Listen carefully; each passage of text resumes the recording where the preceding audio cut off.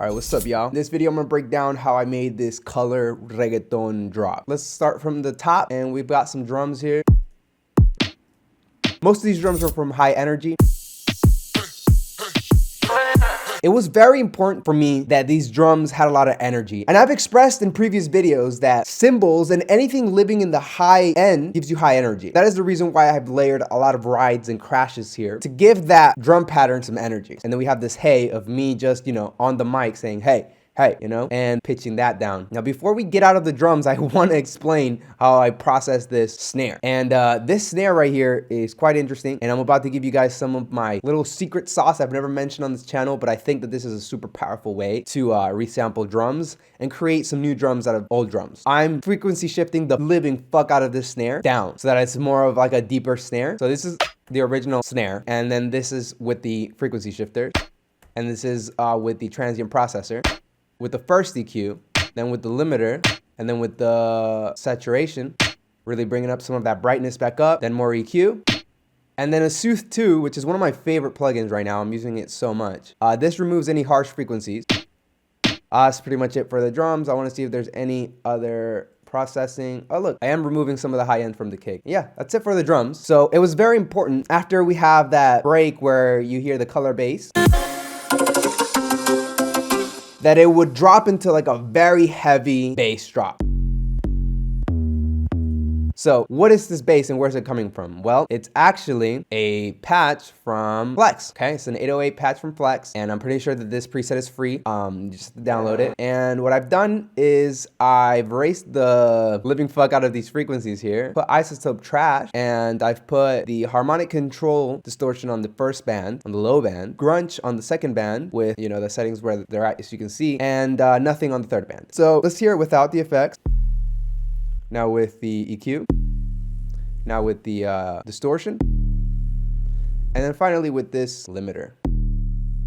So let's talk about this color bass, which I'm sure a lot of you guys are interested in, and I'm really kind of excited to talk about. I did the technique of routing a carrier bass, which is this one right here, which I've pretty much just designed from scratch. And it's very simple sound. It's actually nothing special about this, and I'll play it. All right, so this is the sound. It's very aggressive, it's very ugly, it's not harmonic, it's just transient-y as fuck. As far as effects on that sound, I just put distortion with trash. I fucked around and I did some distortion, which is just affecting the mid-band and the top. So that's making it sound like a cymbal almost. Then we have this EQ, this limiter, again, just to like really squash it, and another EQ, removing some of that mid information that I didn't want. Now my main sound is actually pretty dope. Okay, basically I sampled the original track, and this part right here is the intro, and I've just pitched it up by an octave.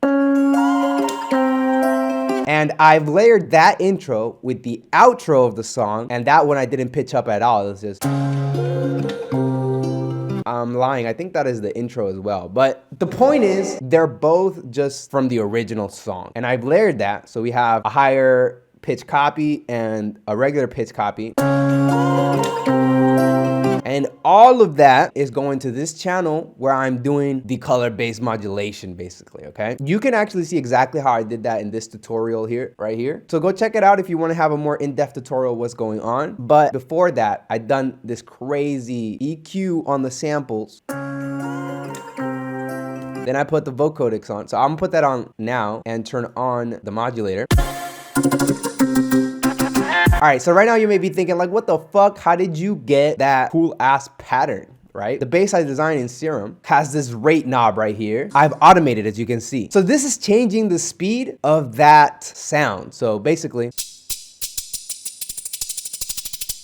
and I've automated that right here with this automation clip. So it's very fucking simple, okay? And as far as the rest of the effects on top of everything, right? We have this Serum effects with a hyper, phaser, and a reverb, saturation. We have this is Smooth Operator by Baby Audio. They hooked me up with this. I just try to use it. Basically, it removes harsh frequencies as well, kind of. It definitely did remove some of that harsh tone, and I'll play it without it. And then this is with it. So it kind of removed some stuff, and it sounds a little bit cleaner, right? After that, we have this multi-band compressor, this other EQ. Another EQ being wild as fuck. Another saturation. And then finally a Pro L to, again, really squash that sound.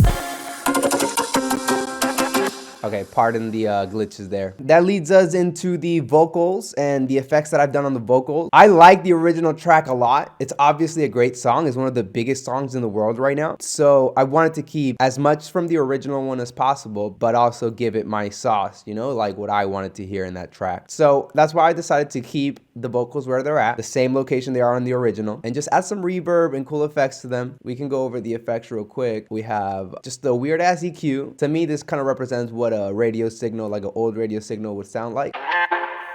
Oh, and I've layered it with a lower pitched vocal sample, right? So it's like, this is the original, and I've layered it with this. Right, and we have like a cool little layer, which is also being sent to this plugin called Spaced Out by the homies at Baby Audio. That's giving it a cool, nice reverb and delay. And I have that on like this vocal sample as well.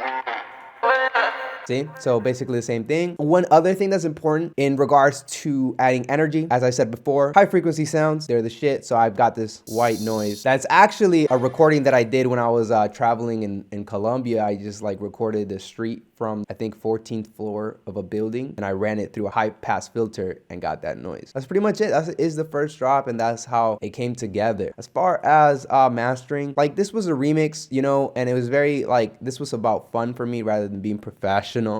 Obviously you could see that I did some really weird shit. The master's no exception. We have Sooth 2 on the master to remove harsh frequencies, and a Pro L. And yeah, that's it, guys. That's how I made that remix, or at least the drop from the remix. There's other stuff that go into this song later, but that's gonna be it for this video. If you guys learned something, don't forget to leave a like right now. Subscribe for more things like this. Leave some comments for more ideas, and I'll see you guys on the next video. Peace.